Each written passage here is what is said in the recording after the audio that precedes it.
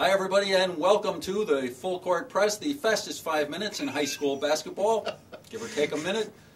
I'm Steve Barlow, he's Joe Palladino, and you are in the Hope Zone. Joe, this week the girls' basketball season kicked off. Hallelujah. The biggest surprise to me was seeing the headline, Royals leads Raiders to win. I thought Michelle Royals She was gone. had graduated There's already. another one? There's another one? There's another one. This is what Mike Frisch looks like, such a good coach, because he has the Royals family coming one after another. But they opened with a very impressive victory over Wolcott. Yes. Outscored them by 20 points, 60-40. Yeah. Sarah Royals had 21 points for them. Right. Here's a Torrington team that lost its two leading scorers, and they look maybe like they might be better than last year. So either Frisch is a genius, or it's the Royals. And let's face it, a big deal. They beat Wolcott. Well, this year beating Wolcott is not such an easy chore as you might have thought in the past. Carly Murphy is an outstanding player. Wolcott is very good. They may have lost their first two games, but this is a tough, tough team. And it looks like it will be a very competitive NVL based strictly on the first week of play, and especially based on that Holy Cross Wolcott game that you went to last night. Probably a lot of people weren't expecting that game to be quite as close as it was. No, and neither did I. Again, I'm very impressed with Wolcott. I think Wolcott probably should have won the game.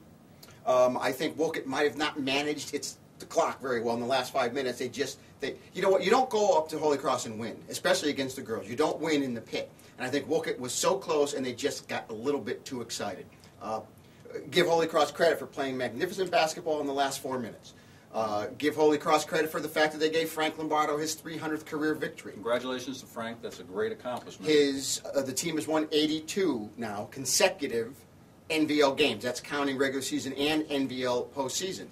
I don't think there's going to be another 20-0 season for Holy Cross, but listen, that's okay. One thing we said in the first show, we need the NVL to be more competitive from top to bottom. It's beginning to look like this year might be just that way, and you can't get a better script for the rest of the season for the Naugatuck Valley League girls. Kennedy also looks very impressive in his first two victories. I only saw them for a half the other night. I'll tell you what, they play defense. First off, if you play defense and rebound in this league, you're going to be okay, and that's exactly what they did. Amber Alberto runs the half-court off and the fast break brilliantly. Kennedy's half-court offense, however, looked a little bit ragged. They weren't making a lot of good choices on their shots, but again, you rebound, you play defense the way they do. They're going to be okay. And let's not forget Woodland, 2-0, off to a 2-0 start. They lost a lot of girls from last year's team. And they came up with two good victories in the first week. Moving on to the Berkshire League, the Ice Storm, of course, played havoc as it normally does. I thought they up were in the tough in the North Berkshire Country. League. I thought they were tough. Well, this is ice, I mean, a little bit of snow you can handle, but you don't want school buses out there skidding around on the road. Tragically, there are still people who will not be able to see this version of Full Court Press because they haven't gotten their power back. So we don't mean to make light of them. Right. Well, no, you do mean to make light of it, but that's the way you are. That's right.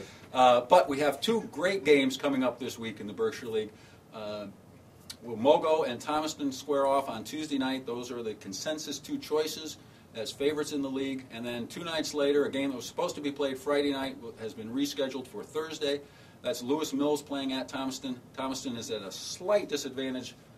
The other two teams have already started their season. Opening game jitters out of the way.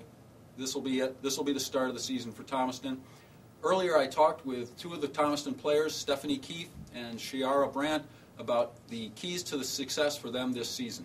A lot of teams only have that one or two talented people, and we have a lot of girls coming back who have varsity experience, and we're finally the older team. We've been the younger team for, I think, 2 years. One of our strengths is that we all play together. We're not really self-centered, and we know how to work with each other. If one of us is down, we know what to do.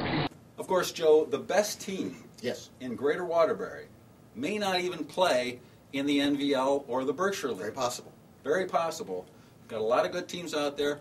Just over the hill in Southbury, the powerful Pomperaug Panthers. They reached the Class L semifinals last year. Might have gone all the way if their point guard hadn't gotten hurt. This year they returned 4 girls who started last year.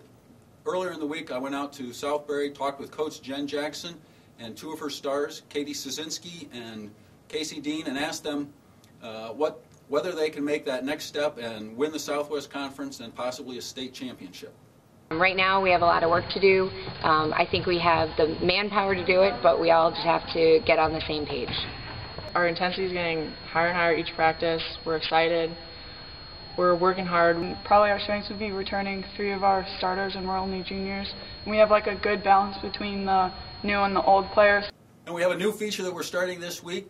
The Republican Americans Greater Waterbury Top 10 will be looking at who the top 10 teams in the area are.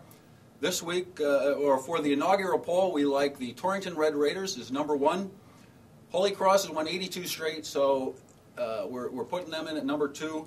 A little further down, you can read the rest of them for yourselves, but a little further down, let's note that Chase Collegiate has won its first 5 games of the year. And at number 10, we have the Oxford Wolverines. Let's give a shout out to the Wolverines. They played their first varsity basketball game in school history last week and emerged victorious over Wilcox Tech of Meriden. Katie Shapak scored 24 points. Jackie Morrissey, had 25 points and 17 rebounds. Those 2 girls between them scored 49 of the 58 points for Oxford. I'll tell you what, we haven't seen them. I'm anxious to see them play. I don't know, how well they're going to do in the SWC, but that is a very tough league. Absolutely. Very tough league. But that is a Cathedral, great Laurelton start. Hall, Pomperog. That's it. And that will do it for this week's edition of the Full Court Press. Remember, for the best high school sports coverage in the state, read the pages of the Republican American every day. And here at the Hoop Zone, you can get scores, standings, statistics, stories, and much, much more. Thanks very much for watching, and we'll see you again next Monday.